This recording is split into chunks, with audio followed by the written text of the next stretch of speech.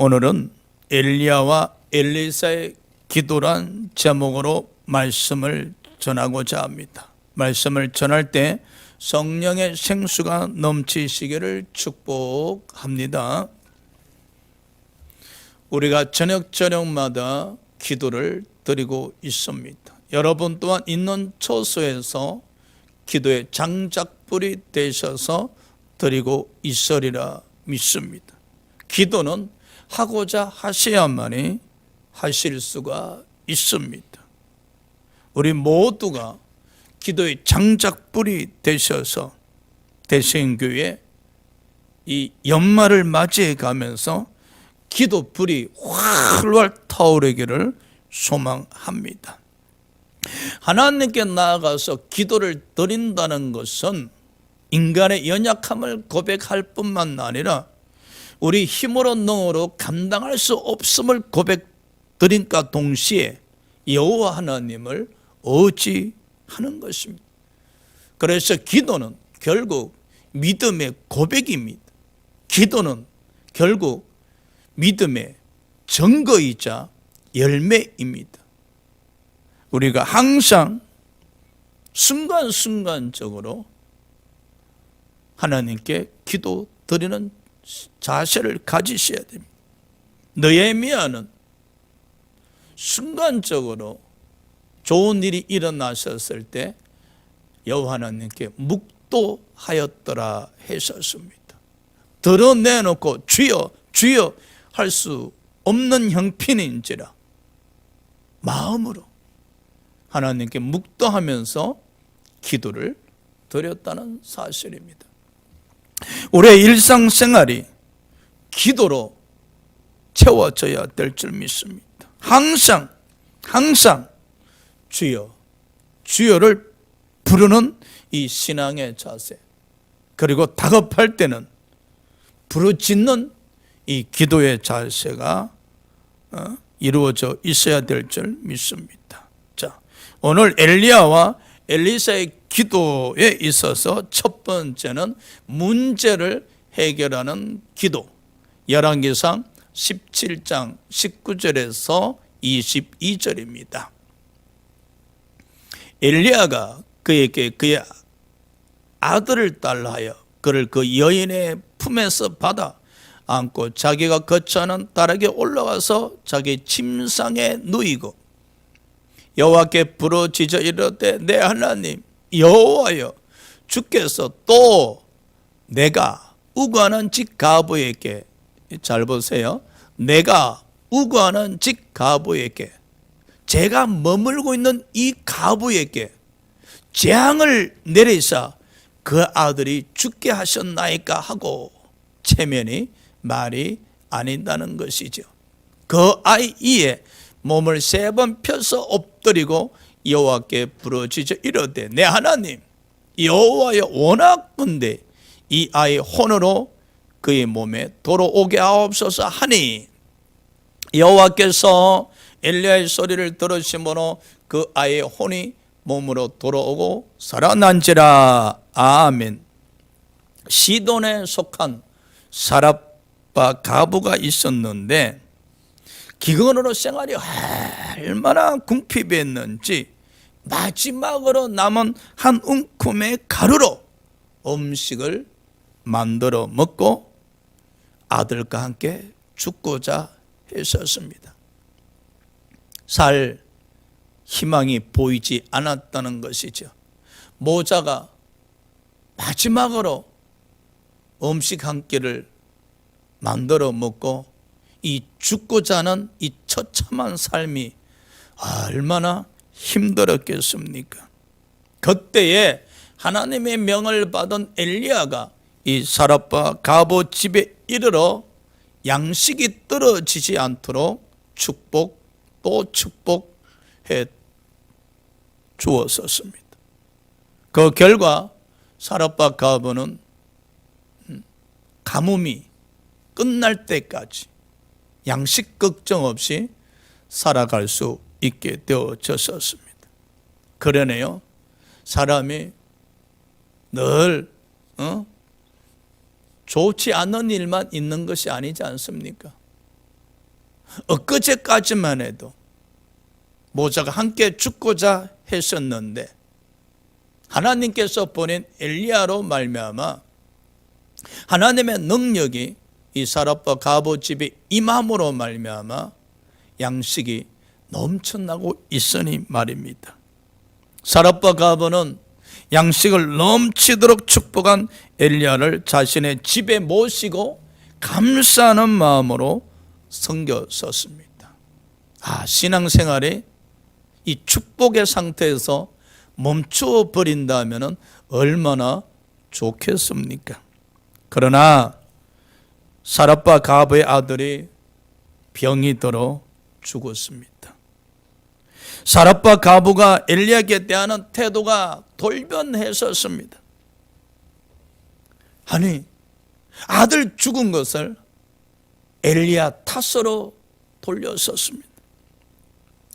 자신의 죄를 덜쳐내어서 그 죄값으로 아들을 죽게 하려고 자신의 집에 왔느냐고 원망을 했었습니다. 엘리야로 말미암아 축복받았을 때는, 엘리야로 말미암아 양식이 넘쳐났었을 때는 선지자님 감사해요, 감사해요 그랬지 않습니까? 그러나 자기 아들이 죽자 이 모든 것이 선지자 탓입니다. 선지자 당신의 탓입니다. 당신이 내 집에 들어옴으로 말미암아 내 죄가 덜 추워져서 그 죄값으로 제 아들을 죽게 하셨나이다. 사람이 양면성입니다, 여러분. 혹시 우리 신앙생활이 이 양면성을 가지고 하고 있지는 않는지. 엘리야는 참 난감했었습니다. 자신이 이 가봇 집에 있는 가운데 그 가봇의 아들이 죽었으니 자신의 탓은 아니지만은 얼마나 난감했겠습니까? 그래서 엘리야가 여호와께 부르짖어 이르되 여호와여, 제가 우고하는 집 가봇의 아들을 죽게 하시면 어떻게 하십니까? 제 체면을 봐서라도 가부의 죽은 아들을 살려달라 했었습니다. 하나님께서 엘리야의 기도를 들으시고 죽은 아들을 살려주셨습니다. 엘리야의 기도가 해피엔딩으로 끝나게 되었었습니다. 그런데 생각해 봅시다. 사랍바의 가부의 집에 기근으로 말미암아 양식이 떨어져 모자가 함께 죽고자 했었던 집이었잖아요. 솔직히 엘리야가 이 사랍바의 가봇 집에 가지 아니하였더라면은 이 모자는 이미 일찍이 죽었었을 겁니다. 그러나 엘리야로 말미암아 양식의 축복을 받아서 지금까지 살 수가 있었지 않습니까? 그런데 과거의 축복은 잊어버리고 현재의 아들 죽은 것을 선지자님 탓입니다 하고 원망하며 불평했다는 사실. 이 모습이 사랍과 가봇에게만 있겠습니까? 우리에게도 있다는 사실입니다, 여러분. 우리가 신앙생활을 하면서 이 사랍과 가봇처럼 사업장의 축복을 받고 직장의 축복을 받고 자녀들의 축복을 받으면은 감사가 넘칩니다. 다 아버지의 은혜입니다. 아버지의 은혜입니다. 그러다가도 사업장이 문 닫게 되고 자녀들이 직장에서 잘리게 되어지고 건강이 또 나빠지게 되어진다면은 과거의 축복으로 인해서 감사했던 그 믿음은 온데간도 없이 사라지고 하나님의 탓이요? 목사님의 탓이요? 다 그렇게 이야기합니다. 사랑하는 여러분, 우리가 신앙이 성장하면 할수록 이 양면성에서 벗어나셔야 됩니다. 지금 이 사랍바의 가부의 행태는 그야말로 엘리야 선지자에게 생떼를 쓰는 모습이었잖아요. 생떼를 씁니다. 사람들이 생떼를 쓸 때 많습니다, 여러분. 막 생들을 어거지기를 부립니다. 교회 안에서도 그럽니다, 여러분.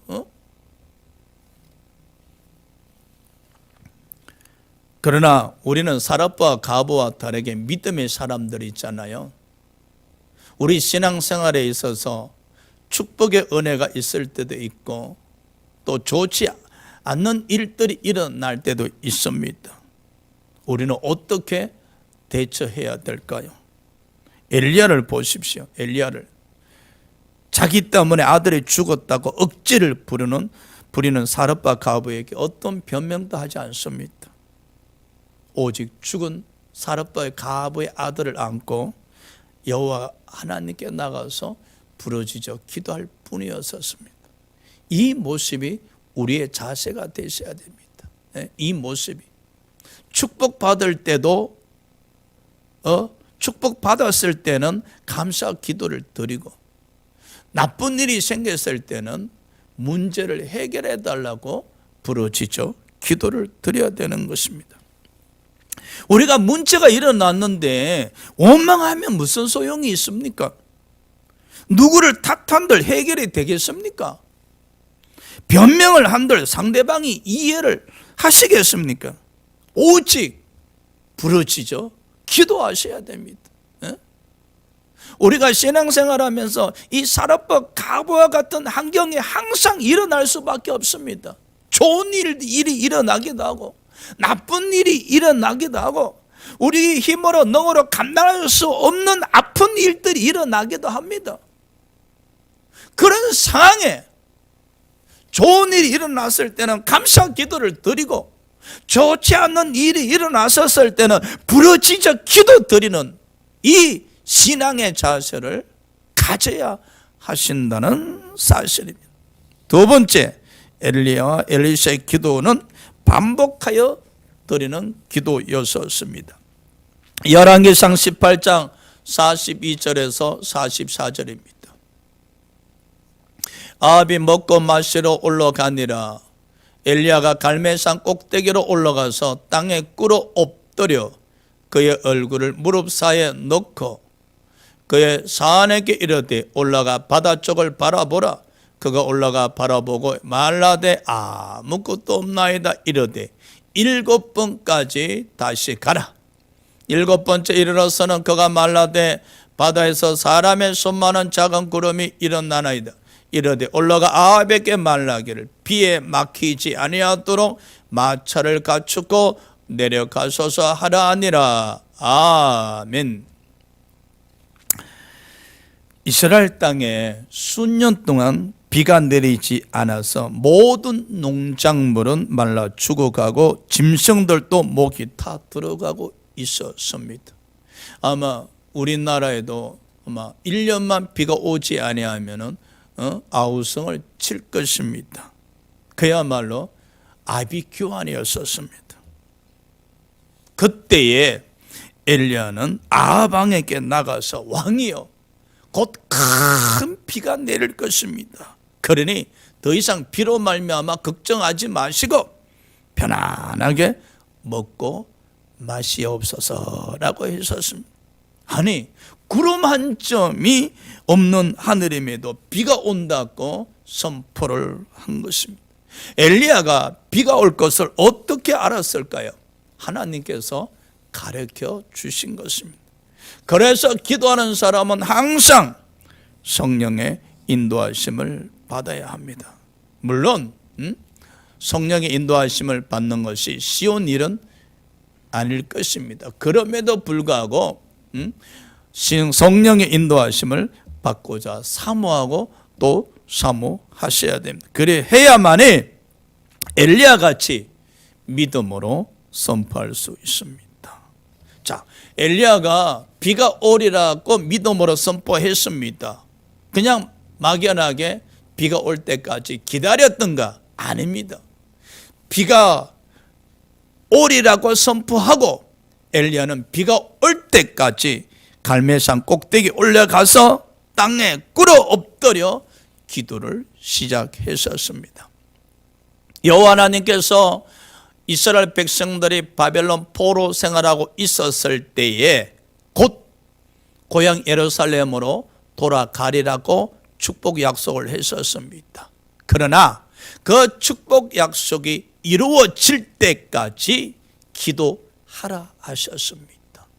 여러분이 성령의 인도하신 가운데 좋은 일이 일어날 것이라는 감동이 있거나 또 약속을 받았었을 때에 그 약속이 이루어질 때까지 막연하게 기다리는 것이 아니라 이루어질 때까지 부르짖어 기도를 드려야 하신다는 사실입니다. 엘리야는 갈멜산 꼭대기에서 무릎을 꿇고 기도 드리는 가운데에 곁에 있던 사은에게 저 바다 쪽을 바라보라 했었습니다. 왜? 비가 내릴 징조가 보이는가 싶어서. 사은은 비가 내릴 어떤 징조도 보이지 않는다 했었습니다. 엘리야는 2번, 3번 기도하면서 계속 사은에게 바다 쪽을 바라보라 하였으나 그때마다 사은은 비가 내릴 어떤 징조도 보이지 않는다 했었습니다. 엘리야는 실망하지 않았었습니다. 포기하지 않았었습니다. 7번째까지 반복해서 기도하면서 사은에게 바다 쪽으로 바라보라 하니 그때 사은이 말라요 이르되 선지자님, 바다에서 사람의 손만한 작은 구름이 일어나고 있다 했었습니다. 엘리야는 그제서야 비가 내릴 줄 알고 기도를 멈추었었습니다. 사랑하는 여러분, 엘리야의 반복되는 기도를 보십시오. 그가 7번째까지 기도 드릴 수 있었던 것은 7번째까지 아니 6번째까지는 구름 한 점 움직임이 없었음에도 불구하고 기도 드릴 수 있었던 것은 비가 내리라는 하나님의 약속을 믿었기 때문입니다. 그래서 우리가 하나님의 약속을 의지하고 기도를 드린다면은 7번이 아니라 70번까지라도 기도 드릴 수가 있을 겁니다. 말씀을 의지하면서 기도를 드린다면은 우리 또한 엘리야처럼 반복하여 기도를 드릴 수 있을 것입니다. 되게 많은 사람들이 기도 드리면서 낙심하여 중단하는 이유는 하나님의 약속이 없거니와 또 말씀에 의지함이 없기 때문입니다. 그래 하다 보니 기도를 드리다가 낙심하게 되어지면은 중도에 포기하게 되는 것입니다. 우리는 언제까지 기도를 해야 되겠습니까? 오늘 엘리야가 그 답을 가르쳐 주고 있습니다. 응답이 이루어질 때까지. 응답이 이루어질 때까지 같은 기도일지라도 반복 또 반복하여 기도를 드려야 할 것입니다. 자, 엘리야와 엘리사의 3번째 기도, 자포자기의 기도입니다. 열왕기상 19장 3절 4절입니다. 그가 이 형편을 보고 일어나 자기 생명을 위하여 도망하여, 지금 엘리야가 도망을 하고 있습니다. 유다에 속한 브엘세바에 이르러 자기 사안을 그것에 머물게 하고 자기 자신은 강야로 들어가 하루 길쯤 가서 한 로뎀 나무 아래 앉아서 자기가 죽기를 원하여 이르되 여호와여 넉넉하오니 지금 내 생명을 거두시옵소서. 나는 내 조상들보다 낫지 못하니이다 하고, 여기에 보면은 지금 당장 내 생명을 거두시옵소서. 아마 삶이 너무 힘들고 지쳤을 때 이런 기도 드리는 사람이 있을 겁니다. 주님, 살기가 너무 힘듭니다. 또는 어떤 분은 질병으로 너무 고통스러울 때 주여 이 고통에서 속히 끝날 수 있도록 제 생명을 거두어 주시옵소서라고 아픔의 기도를 드리는 사람도 있을 것입니다. 사람이 얼마나 아프고 힘들고 지치면 자신의 생명을 거두어 달라고 자포자기의 기도를 드리겠습니까? 그런데 엘리야는 아픔도 아니고 힘듦도 아니고 고통도 아니었고 두려움이었었습니다.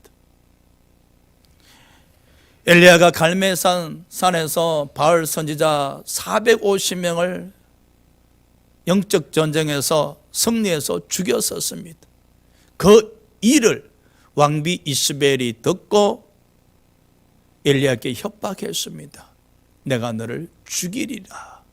왜 이스벨은 엘리야를 협박했습니까?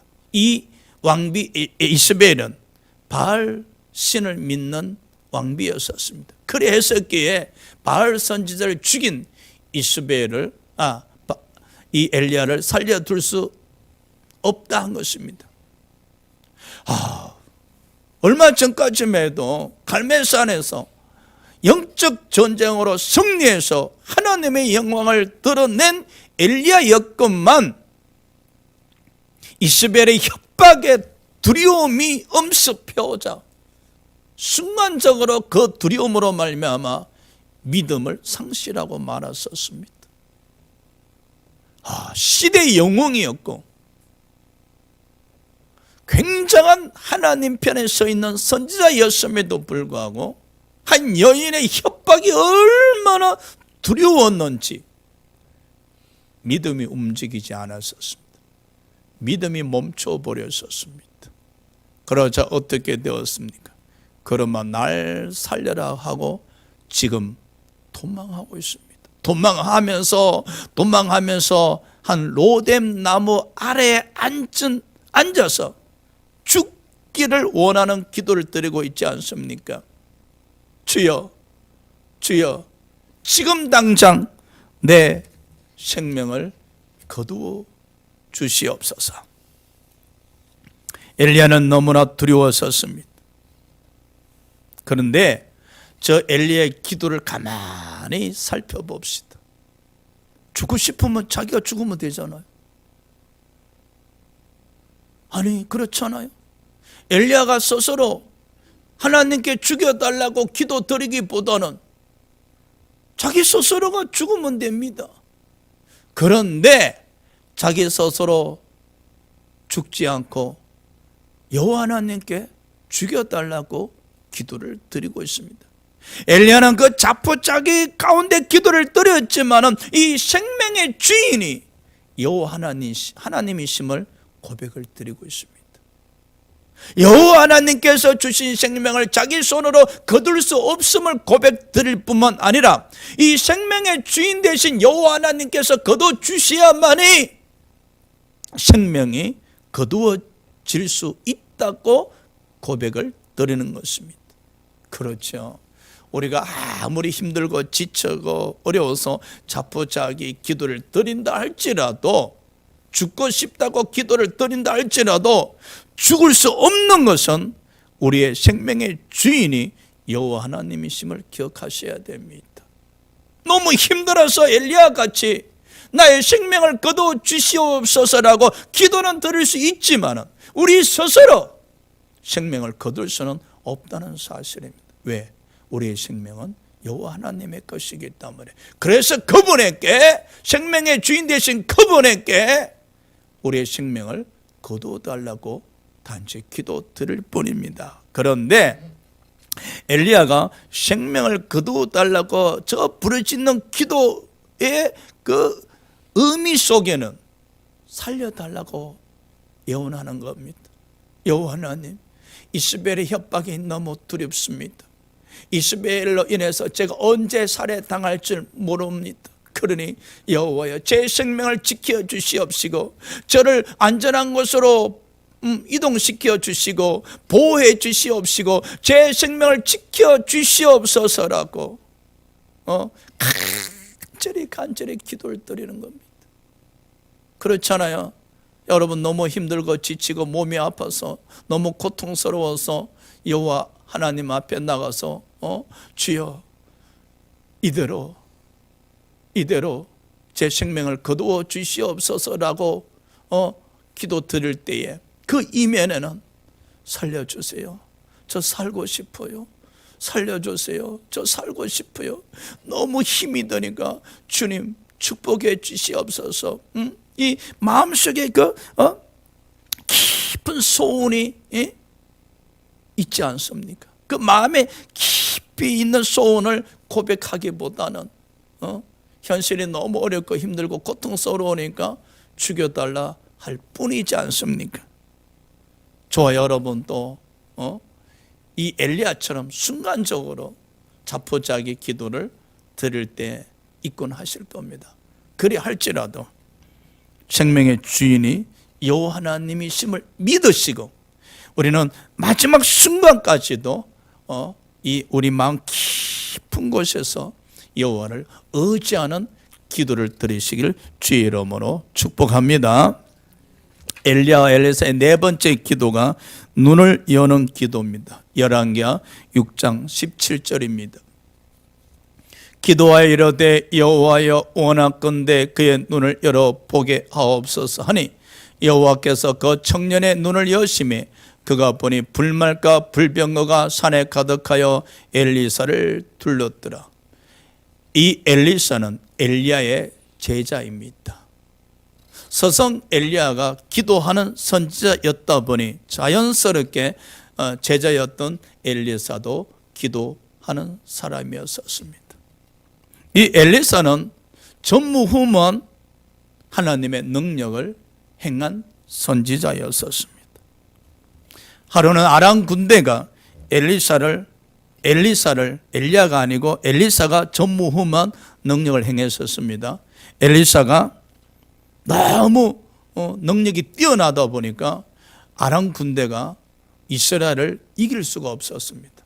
그래서 국리 끝에 그러면 엘리사를 생포하게 되어진다면 이스라엘을 물리칠 수 있지 않나 그렇게 생각했었던 것 같아요. 그래서 아람 군대가 엘리사가 있는 도단성을 포위했었습니다.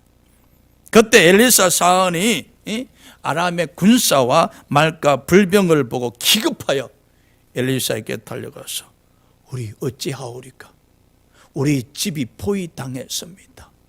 이제 꼼짝없이 죽을 목숨입니다. 어찌하오리까 하고 두려워하고 있었습니다. 그러나 엘리사는 조금도 놀라하거나 두려워하지 아니하고 태연했었습니다. 뿐만 아니라 사안에게 두려워하지 말라 하고 하나님이 자신들을 보호하시기 위해서 보내신 불말과 불병거가 산에 가득하다 했었습니다. 사안은 눈을 비비면서 아무리 살펴봐도 보이지 않았었습니다. 아니 저를 이로하신다고 거짓말 하십니까?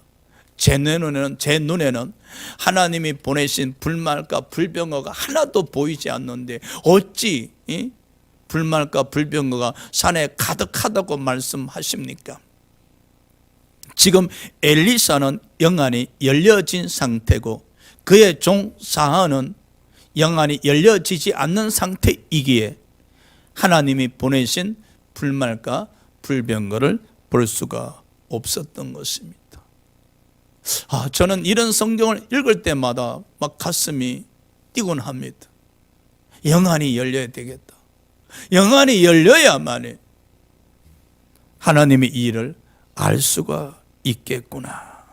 그래서 저와 여러분은 이 영안의 눈이 열리도록 사모하며 기도해야 합니다.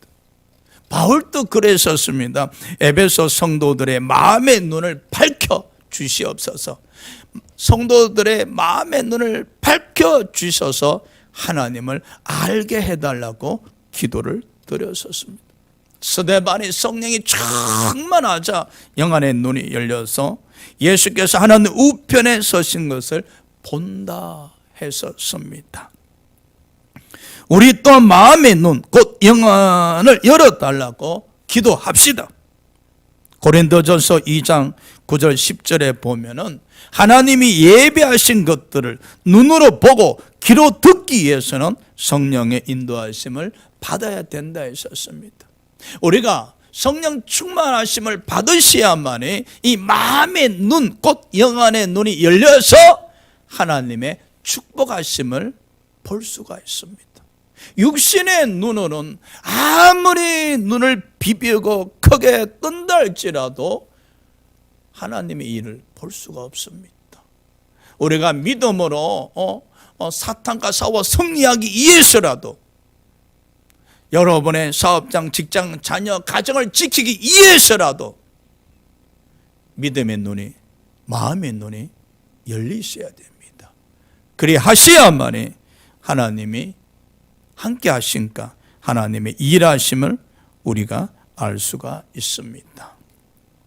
사랑하는 여러분, 엘리야와 엘리사는 영적으로 사제지간이었었습니다. 서성 엘리야가 기도하니 제자인 엘리사도 자연스럽게 기도하는 사람이 되었었습니다. 여러분은 누구의 영적 스승입니까? 아마 가정에 돌아가시면 자녀들에게 있어서 영적 스승이 될 수가 있을 텐데, 항상 기도하는 모습을 자녀들에게 보여드림으로 말미암아 자녀들도 자연스럽게 기도하는 사람들이 되게 하시기 바랍니다. 우리의 스승 되신 예수님은 항상 기도하셨습니다. 그래서 예수님의 제자들은 늘 예수님과 함께하면서 기도하는 제자가 되었었습니다. 우리 또한 예수님의 제자들입니다. 예수님의 기도를 본받아 항상 기도하는 제자가 되도록 합시다. 엘리야는 자신이 우고하는 사라파의 과부 아들이 죽자 기도로 살렸었습니다. 문제를 해결해 줬습니다. 사라파 과부 집에 일어난 문제를 해결해 주었었습니다.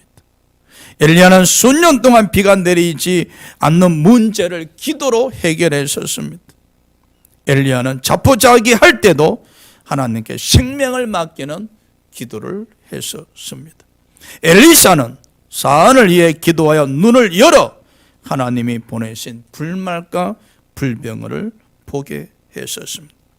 엘리야와 엘리사에게 기도는 모든 것을 해결하는 능력이었습니다. 엘리야와 엘리사의 기도는 삶을, 그리고 신앙을 해피엔딩으로 끝나게 하는 것이었습니다. 사랑하는 여러분, 우리 저녁마다 기도를 드리고 있지 않습니까? 어느 곳에 계시든지 기도의 장작불이 되셔서 이 연말을 향해 달려가는 이 시점에 대신교회 기도불이 확 타오도록, 오르도록 또 노력하고 기도에 동참하도록 합시다. 할렐루야. 기도합시다.